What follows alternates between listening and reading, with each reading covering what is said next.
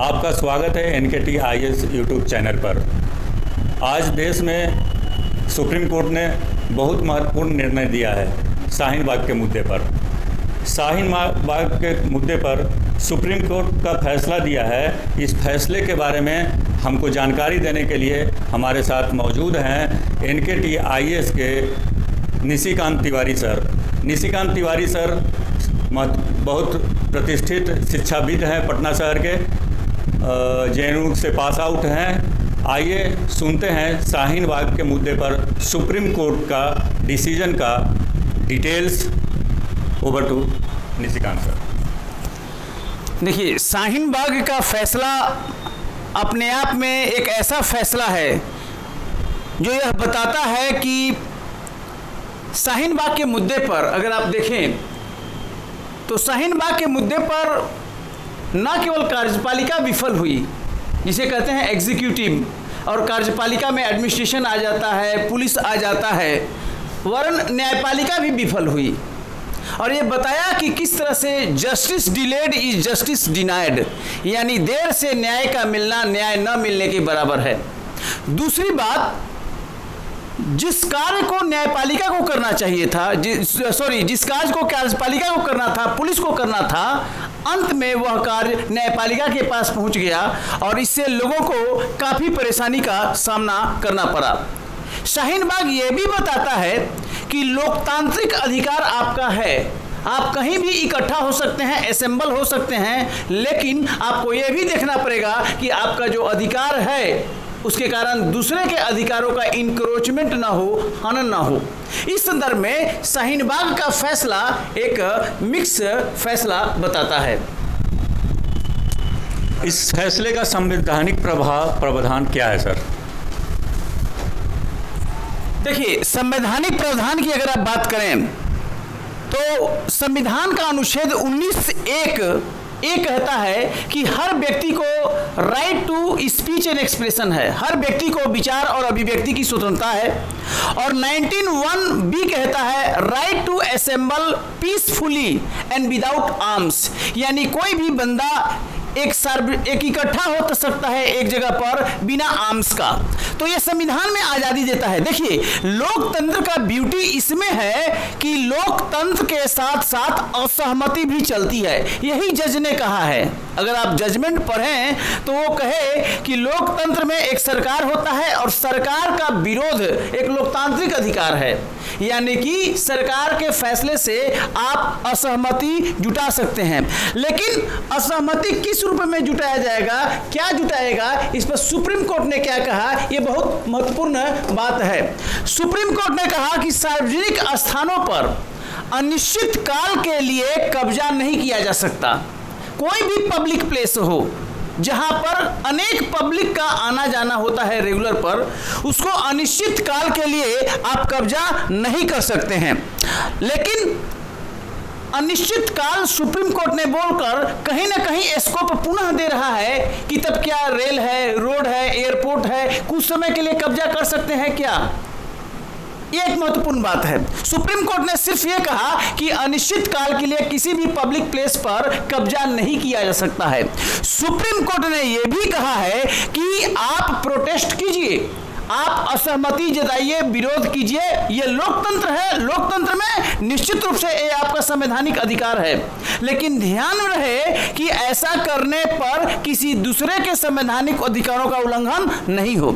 संविधान का अनुच्छेद 19(2) क्लियर कट कहता है कि आपको इकट्ठा होने का अधिकार है, आप कहीं पर भी इकट्ठा हो सकते हैं, विरोध कर सकते हैं, असहमति जता सकते हैं, लेकिन आपको यह ध्यान में रखना होगा कि यह जो अधिकार है, जो फंडामेंटल राइट है, जो कॉन्स्टिट्यूशनल राइट है, that is subject to reasonable restriction, यानी कि युक्ति युक्त निर्बंधन के तहत है।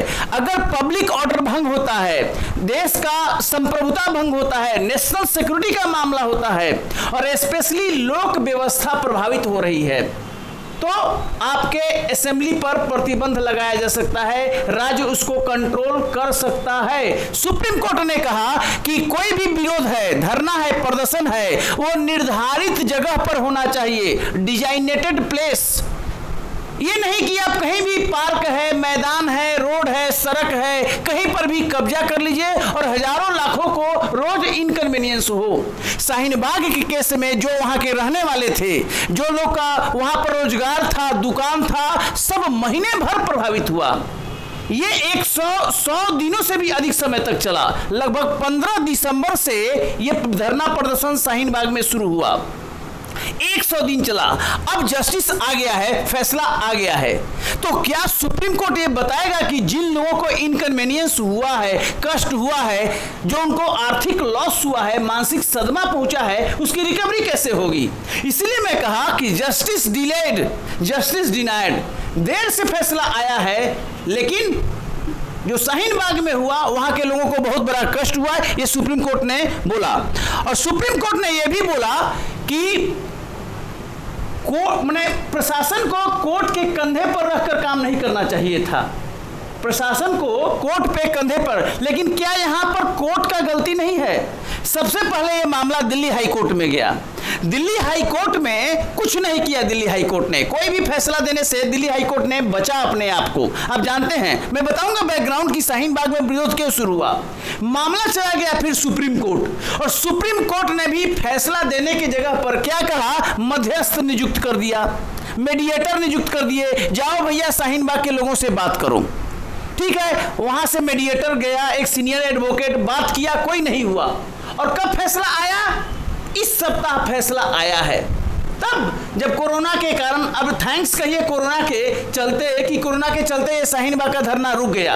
अदरवाइज ये कितना देर में सुप्रीम कोर्ट का फैसला आया।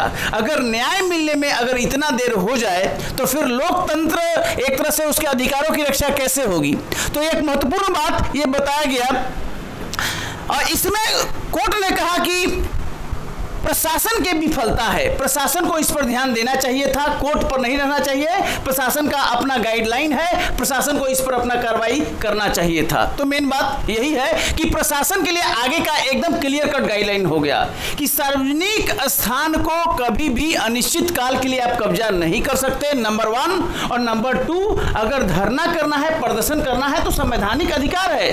देश के जो हमारी सरकार है उसका विरोध आप कर सकते हैं, उसके नीतियों का, उसके कानून का विरोध कर सकते हैं, लेकिन वो डिजाइनेटेड प्लेस पर होना चाहिए। अब सरकार डिजाइनेटेड प्लेस बना देगी कि कहां पर धरना प्रदर्शन होगा, कहां पर नहीं होगा, और जो प्लेस नहीं है वहां करना इलीगल माना जाएगा। शाहीन बाग क्या पूरा भारत सर सीएए विरोधी प्रदर्शन का केंद्र रहा और सब जगह लोगों को परेशानी का सामना करना पड़ा, लेकिन शाहीन बाग का धरना और इस तरह का धरना देश में शुरू क्यों हुआ, इसके पीछे कौन लोग थे? आज भी लोगों को कन्फ्यूजन था कि उनका मकसद आखिर क्या था इस तरह के धरना से देश को प्रभावित करने का, देश को परेशान करने का। उसके बारे में सर आप क्या अपना मत रखते हैं? बहुत अच्छा आपने प्रश्न किया है शाहीन बाग के बैकग्राउंड के बारे में। आपको पता होगा देश के संसद ने एक कानून पास किया, सबसे पहले उसको कहते हैं CAA, सिटीजनशिप अमेंडमेंट एक्ट। ये पास किया, नागरिकता संशोधन अधिनियम पार्लियामेंट के द्वारा पास कर दिया गया। और इस एक्ट में क्या था कि जिस व्यक्ति को नागरिकता पहले से हासिल है, चाहे वो हिंदू हो, चाहे मुस्लिम हो, चाहे सिख हो, चाहे ईसाई हो, किसी भी राज्य का हो, कोई भी लिंग हो, जो भारत के पहले से नागरिक हैं, उनके बारे में ये कानून था ही नहीं। ये किसके बारे में कानून था कि जो लोग बाहर से आ रहे हैं, देश के बाहर से माइग्रेंट हैं, रिफ्यूजी हैं, जो इंडिया में आ गए हैं, वो नागरिक नहीं हैं, तो उनको नागरिकता देने का प्रोग्राम था। कौन, किन लोगों को? जो बाहर से आए हैं। यहाँ के किसी लोगों को नागरिकता छीनने का कार्यक्रम नहीं था। इन लोगों ने एक नागरिकता पर एक पूरा हाइप देश में क्रिएट किया, एक कॉम्युनल स्थिति पैदा कर दी नागरिकता पर कि क्या कि ये नागरिकता छीन रही है, खासकर अल्पसंख्यकों की नागरिकता छीनने के लिए सरकार प्रयास कर रही है। एक ड्रामा क्रिएट कर दिया गया, एक नाटक क्रिएट कर दिया गया। और शाहीन बाग में मेनली आप कहें तो वहाँ अल्पसंख्यक लोग थे और उसमें भी मुस्लिम महिलाएं। अब ये बात छनकर आ रही है कि इस शाहीन बाग में CAA का करने के लिए पॉपुलर फ्रंट ऑफ इंडिया इसका बड़ा हाथ है। करोड़ों की फंडिंग हुई थी शाहीन बाग में, और जो लोग वहां धरना देने आ रहे थे उनको पर डे एक रकम दिया जाता था कि जाओ वहां पर धरना दो ना। देश में आप देखिए कितनी बड़ी एक तरह से साजिश है देश को, और कहीं ना कहीं शाहीन बाग के कारण देश में सांप्रदायिक विद्वेष फैला, और दिल्ली में जो दंगा हुआ इससे जोड़कर देखा जा रहा है। अब तो यह भी कहा जा रहा है कि जो पॉपुलर फ्रंट ऑफ इंडिया का जो नाम आया है उसका हाथरस से भी लिंक है। इसके अलावा दो और कानून का विरोध हुआ। एक था नेशनल पॉपुलेशन रजिस्टर NPR, तो 2010 में ही NPR आ गया था मनमोहन सिंह के टाइम में। जनसंख्या को अपडेट करने का कार्यक्रम था, 15 में भी हुआ था और फिर अपडेट करना था सरकार, और ये 2020 में होना था। सरकार ने 19 में अनाउंसमेंट किए थे। इस पर भी लोग को हुआ कि भाई नेशनल पॉपुलेशन रजिस्टर के आधार पर NRC आएगी। नेशनल पॉपुलेशन रजिस्टर में आपको बता दूं, इसका मकसद था देश में जो भी 6 माह तक रहा हो, चाहे वो नागरिक हो या गैर नागरिक हो, उनका रिकॉर्ड लेना। 6 माह तक जो भी रेजिडेंट हो या नॉन रेजिडेंट हो उनका रिकॉर्ड लेना था, ये NPR था। लेकिन एक तरह से हवा फैलाई गई कि NPR के मतलब बाद में उसके स्थान पर NRC हो जाएगा, नेशनल रजिस्टर ऑफ सिटीजन्स। तो क्लियर कट सरकार ने कहा था कि NPR कभी भी आधार नहीं बनेगा, NRC लगेगा। NRC देश में केवल आसाम में लागू हुआ है और कहीं नहीं लागू हुआ है। कुल मिलाकर जो CAA था उस कानून का विरोध, और जो NPR था उसका विरोध, और NRC की तो कहीं बात ही नहीं थी। सरकार ने क्लियर कर दिया था कि NRC नहीं आएगा, लेकिन उसका विरोध। लोकतंत्र है, पूरी आजादी है, आप विरोध कीजिए, कोई दिक्कत नहीं है, लेकिन विरोध के छाये में आप जिन लोगों के लोकतांत्रिक अधिकारों का हनन किए, जो एक तरह से असहमति के नाम पर लोगों को प्रॉब्लम हुआ, वो प्रॉब्लम का समाधान कैसे होगा?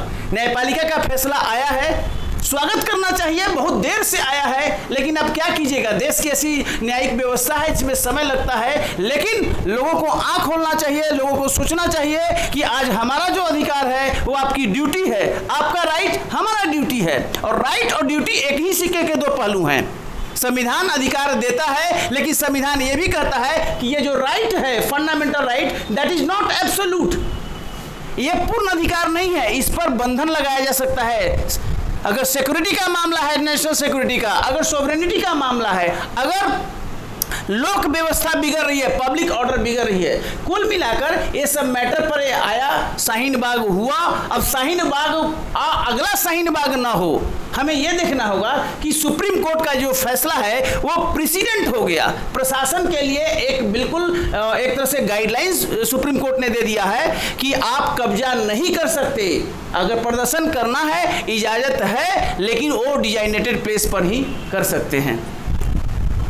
सर, सुप्रीम कोर्ट का फैसला जो आया है, इसके बाद आपको लगता है कि देश में शाहीन बाग की स्थिति का देश को और सामना नहीं करना पड़ेगा, देश में और शाहीन बाग नहीं होगा, कि इस फैसले को और डिफाइन करने की आवश्यकता है सुप्रीम कोर्ट को? देखिए, आगे नहीं हो सकता ये कैसे कह सकते हैं, क्योंकि देश में लोकतंत्र है, एक सत्ता है तो एक विपक्ष भी है, विपक्ष हमेशा रहेगा, यही ब्यूटी है लोकतंत्र का। अगर रूलिंग पार्टी है तो अपोजिशन है, और अपोजिशन किसी न किसी मुद्दे पर विरोध तो करेगा। तो शाहीन बाग मतलब कि विरोध तो होगा, असहमति तो होना चाहिए, नहीं होगा तो सरकार निरंकुश हो जाएगी। लेकिन असहमति के नाम पर, विरोध के नाम पर लोकतांत्रिक अधिकारों का जो दूसरे लोग हैं उनका हनन ना हो। मुझे लगता है सुप्रीम कोर्ट का जो फैसला है वो बहुत क्लियर है, क्योंकि सुप्रीम कोर्ट ने कहा कि सार्वजनिक स्थल को अनिश्चित काल के लिए कब्जा नहीं किया जा सकता है। ये और अच्छा होता अगर सुप्रीम कोर्ट सीधे सीधे बोलता कि 1 मिनट के लिए भी, 1 सेकंड के लिए भी पब्लिक प्लेस को आप कब्जा नहीं कर सकते हैं, धरना नहीं देते। ऐसा ना कहकर सुप्रीम कोर्ट ने कहा कि अनिश्चित काल के लिए, तो ये स्कोप कहीं ना कहीं देता है सुप्रीम कोर्ट का फैसला कि हाँ कुछ देर के लिए कर लो, 1 दिन के लिए कर लो, 24 घंटे के लिए कर लो। सपोज अगर रोड पर 24 घंटे ही अगर लोग कब्जा कर ले तो सब लोगों का लाइफ लाइन रुक जाएगा। एयरपोर्ट पे कर ले, लोग रेलवे लाइन पर बैठने लगे, तो कहीं ना कहीं इसमें सुप्रीम कोर्ट का बात को पब्लिक गलत इंटरप्रिटेशन दे सकता है, गलत व्याख्या कर सकता है। लेकिन सुप्रीम कोर्ट ने यह भी कह दिया कि जो भी धरना है वो डिजाइनेटेड प्लेस पर होना चाहिए, यानी कि निर्धारित जगह पर। अब ये जगह का निर्धारण ऑफ कोर्स सरकार करेगी, नोटिफाई करेगी। राज्यों में राज्य सरकार का काम है और सेंट्रल प्लेस पर सेंट्रल गवर्नमेंट का काम है। तो कुल मिलाकर जो पब्लिक ऑर्डर है ये राज्यों का विषय है, ये केंद्र का विषय नहीं है। राज्य का पब्लिक ऑर्डर जो है ये स्टेट लिस्ट में आता है और राज्य सरकार को देखना है। हर राज्य सरकार हर जिले में धरना देने के लिए जगह को स्पेसिफाई किया है। आपके उत्तर मैं दे रहा हूं, अगर उस जगह के हटकर कहीं और अगर वो धरना प्रदर्शन होता है तो निश्चित रूप से सरकार उसको त्वरित एक्शन ले सकती है, क्योंकि शाहीन बाग पर सुप्रीम कोर्ट का फैसला सरकार के लिए एक रेडीमेड एक तरह से वर्डिक्ट आ गया है और इसको सबको मानना है। तो आप देख रहे थे शहर के जाने माने शिक्षाविद निशिकांत तिवारी को यूट्यूब चैनल NKT IAS पर। सर से हम ऐसे ही ज्वलंत मुद्दों पर, भारत के ज्वलंत मुद्दों पर राय लेते रहेंगे। तो आगे इस वीडियो को आप ज़्यादा से ज़्यादा लाइक करें, शेयर करें, चैनल को सब्सक्राइब करें और NKT IAS देखते रहें। धन्यवाद।